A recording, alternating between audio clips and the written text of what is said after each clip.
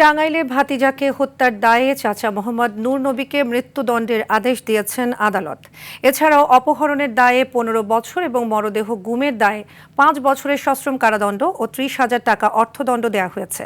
দুপুরে নারী ও শিশু নির্যাতন দমন ট্রাইব্যুনালের বিচারক আনম ইলিয়াস এ রায় দেন।